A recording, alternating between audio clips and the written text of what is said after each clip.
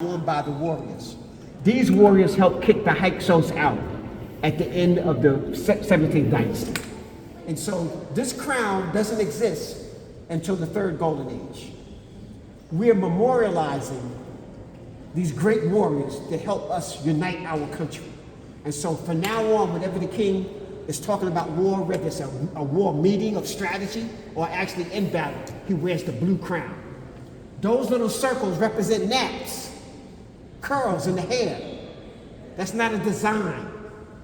They got you thinking, oh, we just made some circles up there. No, that's a hairstyle. This is the hair. And they created it in the helmet. It's called the blue crown, the war crown, called the 𝓹 crown, okay? So you're not going to see it until the 18th dynasty. So if somebody show you a crown like that and try to say that's the middle period or 11, 12, and wrong, okay? That has to be 18th on. That's when this crown came into example. So in my course, we go over crowns and show you when crowns, what dynasty they came in, when they were used. This is a kind of a statue head of Amen. And Amen is always depicted coal black.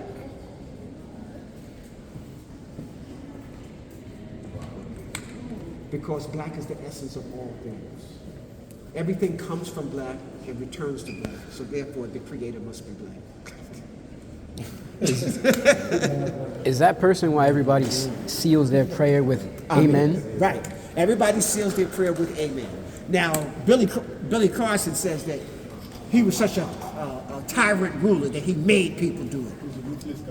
And that, that he tyrant whipped out through the Middle East, making everybody say his name. No, that's not happened.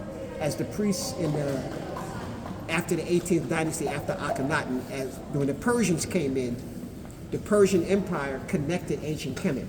So those priests were inducted into the Persian Empire.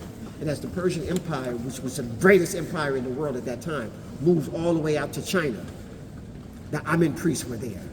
And so as they began to educate people, people were giving homage to Amen. They weren't forced as tyrants. Amen was a tyrant ruler. Amen wasn't no ruler. It was the name of the Netcher principle. But he got you thinking that Amen was a king who was part of the Anunnaki from another planet. Okay. So over time, you're just paying homage to the priests? Yes, this is just the priest. But now this gets deep. Look at the pleats, look at the outfits. Now I know that's the Amarna period. I know this is the 18th, 19th. No place else have you seen anything like this.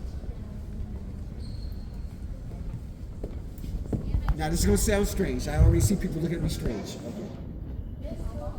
Okay. There are certain designs, because a design you know how certain designs create hallucinations, images that you don't see. It can look like it's moving, but it's not moving. Yeah. Okay. So this design of these priests, they say these priests were able to vanish. It looked like they were here and then not here. They had the ability to teleport and stuff like that. And you had to have this type of outfit on with the pleats and stuff like that to create the illusion. Now I'm gonna give you, watch your mind. You've heard this in folklore. In Ireland, the Irish were trying to catch the leprechauns. The leprechauns were who? The little leprechauns were the Twa people from Kemet. And the leprechauns what? Vanish. They're trying to get them, poof, they're gone. So I'm trying to put some things together. It just means that they were so keen and so in tune with nature that they can appear to vanish. But, just the idea of camouflage and the idea of moving with trees, being part of the tree, stuff like that. They had mastered the art of camouflage. So the same thing was done in Kemet. So I'm not quite sure, but they had the ability to make it appear like that. And because they had the idea of defying gravity, because gravity is a force, it's just an energy that can be duplicated. That they can render things weightless.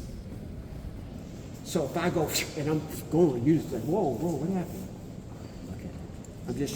I'm trying to attach you to things that you really know about and show you that how it can relate to what this is. What about the head shape? Huh? The head shape, big head. He has a shape Oh, well, no, he's a priest here, so many of the priests just shave their head. The shape. Why is it so like I think large? she just asked about that. Sometimes this had something to do with intelligence, that they might have figured that there were some intelligent beings who had that shape of head. So you see, almost all of Akhenaten's children had that shaped heads. Okay, so that was supposed to be, and I heard Billy Carson say that he was the last alien to rule the ancient Kemet. Last alien? No. Billy Carson working for somebody. That was, again, a symbol. It's symbolic. See, symptomatic, you have to understand where it really started from. We're still in the third golden age, the 19th, you got the 18th dynasty and 19th. But now, look, during Akhenaten's period in the 18th dynasty, do y'all see this here, the shin on top of the body? You never saw that before. The shin would always be placed outside, or something like that.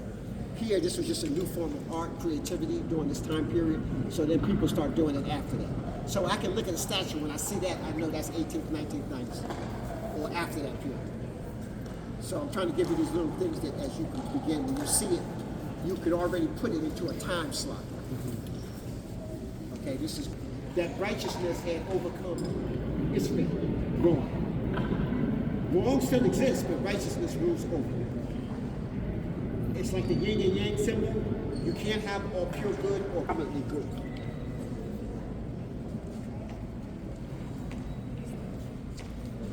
Every king and every ruler have a bull's tail attached to them. No women, though, have a bull's tail. Only the men. They represent great bulls. Now come here on the side here. If you look at the writing here, he says, I am the strong bull, master of eternity. I am Heru, who gives life. So he's trying to show. Now, let me show you again, symptomatic thought versus symbolic thought. Y'all see these coins in here?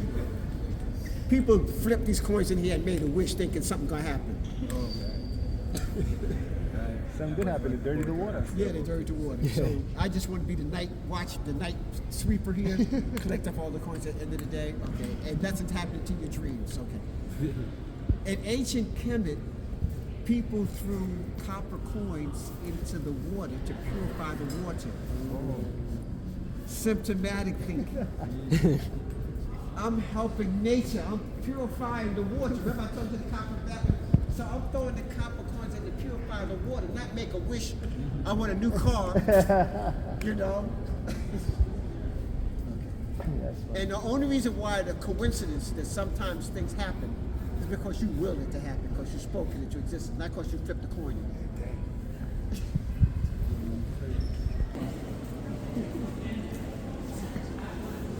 What's the symbol for S? Folded cloth. It goes around your arm. So people who studied from the priests of ancient Kemet wore this cloth. That means you belong to the center. You were educated. You had the cloth. You had studied from ancient Kemet. They never tell you that in the books. But now look at these people.